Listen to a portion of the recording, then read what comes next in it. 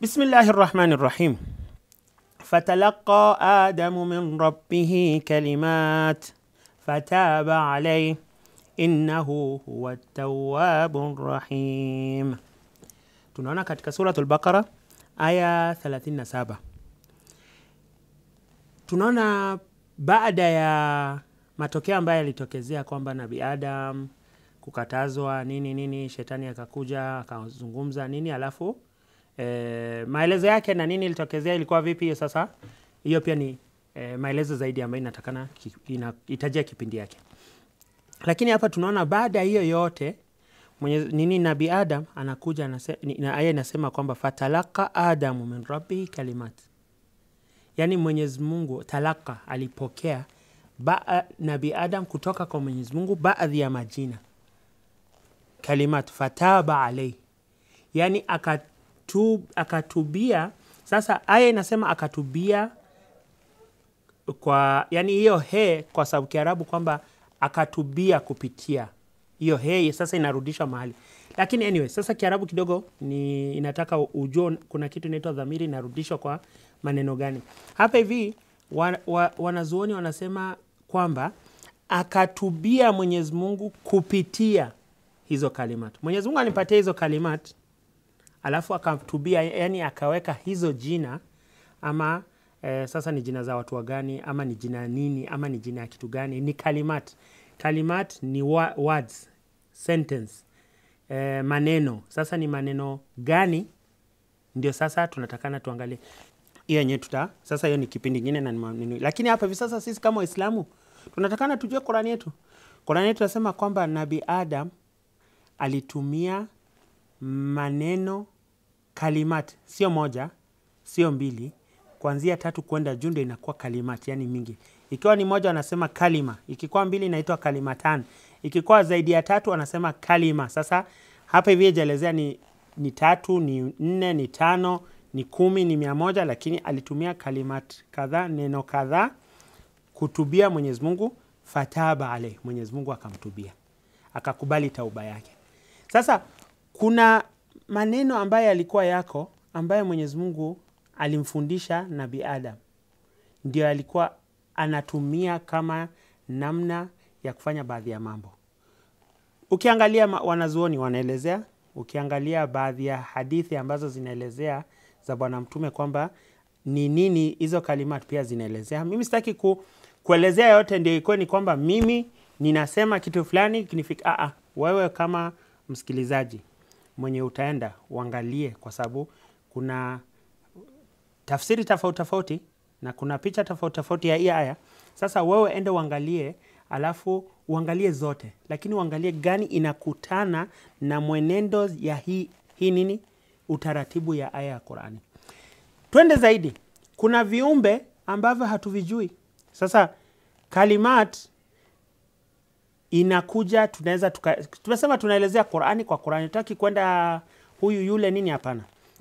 Tunakuja tunaangalia Qur'ani inakuja na inasema Bismillahirrahmanirrahim astakbarta am kunta minal alin. Mwenyezi Mungu anamwambia Iblisi, ewe Iblis, nini imekufanya usisujudie kile ambacho nimeumba mimi mwenyewe? Nini inakufanya usisujudu? Anauliza Mwenyezi Mungu, je, ni kwa sababu ya kiburi au wewe ni katika wale ambao wako huko juu? Kunta minal alin. Sasa hapa alin kuna maelezo ya wanazuoni kwamba kuna sehemu ilikuwa iko juu zaidi, yani watu walikuwa kwa pepo ya juu zaidi ama sehemu ya juu zaidi. Hao walikuwa kwa tofauti, hawakuamrishwa kumsujudia Adam. Na kuna baadhi wanasema kunta minal alin, yani wale ambao wako na cheo cha juu, sio sehemu ya juu, kwa sababu hapo ni sehemu ambayo, kwa sababu tukizungumzia kwamba Mwenyezi Mungu anamzungumzia Ibilisi, Mwenyezi Mungu hana kiwiliwili alafu asema ati yako hapa alafu sasa huko wenye wako juu. Ndio sasa tunazungumzia nini kidogo hapa hivi ni mambo ya kielimu ambayo sasa mkipata fursa ya kusoma itakuwa vizuri. Ni kwamba Mwenyezi Mungu hana kiwiliwili, lakini maumbile ya Mwenyezi Mungu ni vipi? Maumbile ya shetani ni vipi? Maumbile ya malaika ni vipi? Sasa hiyo namna ambaye hao maumbile ya malaika na nini tofauti. Sasa hawa walikuwa kuna maumbile tofauti, lakini walikuwa ni watu ambayo wako na cheo cha juu. Kunta minal alin. Sasa tunaona Qur'ani inasema ewe Ibilisi, umekataa kusujudu kwa sababu ya kiburi, ama ulikuwa ni katika wale wenye cheo cha juu, ama wale ambao wako juu ambaye hawajaamrishwa kumsujudia Adam kwa sababu cheo chao ni cha juu zaidi. Sasa cheo chao ni cha juu zaidi, hao ni nani? Kwanza hiyo ndio swali. Ndio tayari Qur'ani hapo inajibu kwamba Ibilisi anasema ana khairun minhu, mimi ni bora zaidi yake. Yani tayari ashajibu, sasa mimi nimekataa kusujudu kwa sababu ya kiburi, kwa sababu yeye tayari anajua, Mwenyezi Mungu anajua na huyu anajua, lakini alikuwa anamuuliza indirect kutaka kumwambia wewe sio katika wale ndio ukatae kusujudu, wenye wanaruhusiwa kutosujudu ni wale. Sasa hao wenye wajaamrishwa na wako na ruhusa wasisujudu ni watu tofauti na wewe sio. Sasa inamaanisha wewe ni kiburi. Mwenyezi Mungu anajua, lakini sasa anataka yeye mwenyewe pia. Ushaona kwamba unaenda kwa kotini, kamera iko, kila kitu iko, lakini wanataka sasa kuona, yani ulikuwa unafanya kitu kwa ujeuri ama ulifanya lakini ilikuwa ni makosa. Kamera iko, evidence iko, kila kitu iko.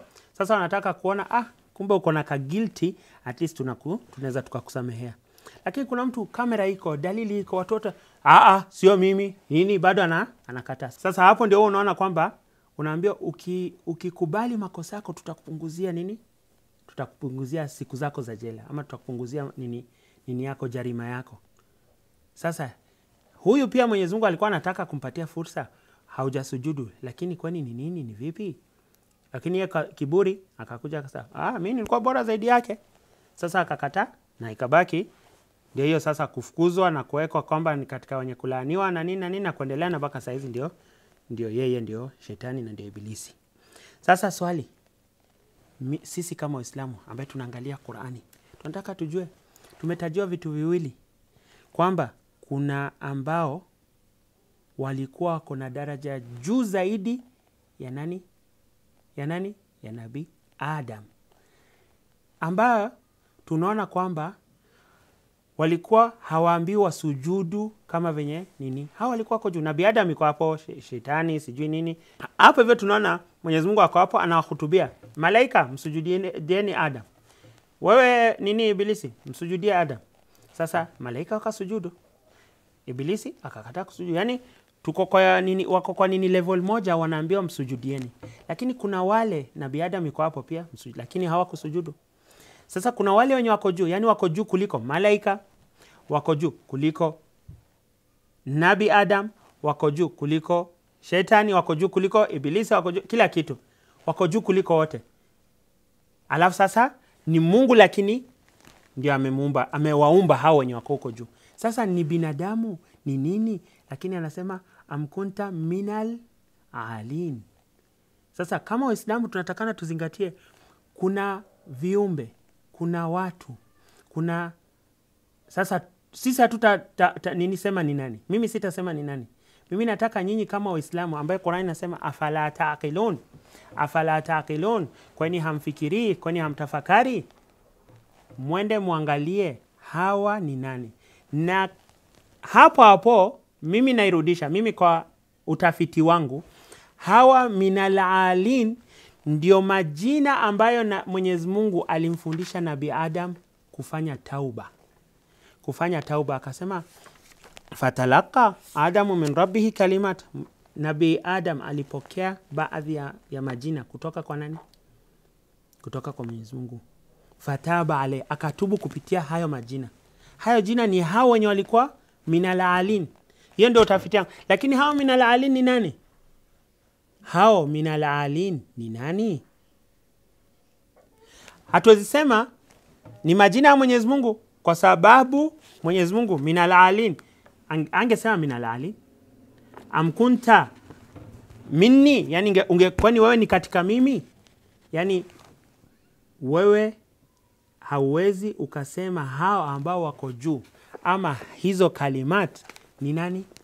Ni kalima jina za Mwenyezi Mungu. Kwa sababu ya nini? Kama ni jina ya Mwenyezi Mungu, Mwenyezi Mungu hakuji kusema nini? Hawezi kuja kusema kwamba wewe ni katika hao wengine na yeye yuko hapa alafu anaashiria wengine. Inamaanisha kuna watu wengine ambao walikuweko. So fatalaqa Adam min rabbih kalimat, kuna watu, kuna majina ambaye Mwenyezi Mungu alimfundisha Nabii Adam kwamba hawa wako na cheo cha juu zaidi. Ukipitia hawa unaweza ukafanya tauba. Sasa unafanya tauba, hiyo sasa ni mazungumzo nyingine ambayo tunasema kwamba hauwezi kufanya, tutazungumza kipindi kingine. Hauwezi ukafanya ibada isipokuwa kwa Mwenyezi Mungu moja kwa moja. Hauwezi omba dua isipokuwa kwa Mwenyezi Mungu moja kwa moja. Hauwezi hiyo pia sasa Qur'ani tutakuja tuelezee kwamba ndio tunamwabudu Mwenyezi Mungu moja kwa moja peke yake, lakini vipi? Inakuwaje Mwenyezi Mungu anatuambia kwamba tutatumia njia zingine ama vipi, nini kumfikia yeye? Sasa tayari Nabii Adam amefundishwa kwamba utumie baadhi ya kalimat. Na hapo hivyo tayari tunaambia kwamba kuna watu ambao wako juu zaidi kuliko Nabii Adam. Adam ni mtume, lakini kuna watu wako juu zaidi. Adam ni kiumbe cha kwanza, lakini yako juu. Adam kuna mitume, kuna rusul, kuna ulul azm. Mitume daraja ni chini, rusul wako juu zaidi yao. Rusul walikuja na risala. Alafu kando na hayo kuna ulul azm, yani hao walikuwa na azimio kali sana, azimio ya hali ya juu kupita wote, ambao ni idadi pia ni chache. Hao pia walikuwa juu zaidi, lakini Nabii Adam alikuwa ni nabii, mtume, alikuwa ni rasul, alikuja na risala na alikuwa ni katika ulul azm. Lakini tunaambiwa kwamba kuna wenye walikuwa wako juu zaidi ambao hawakuambiwa wamsujudie yeye.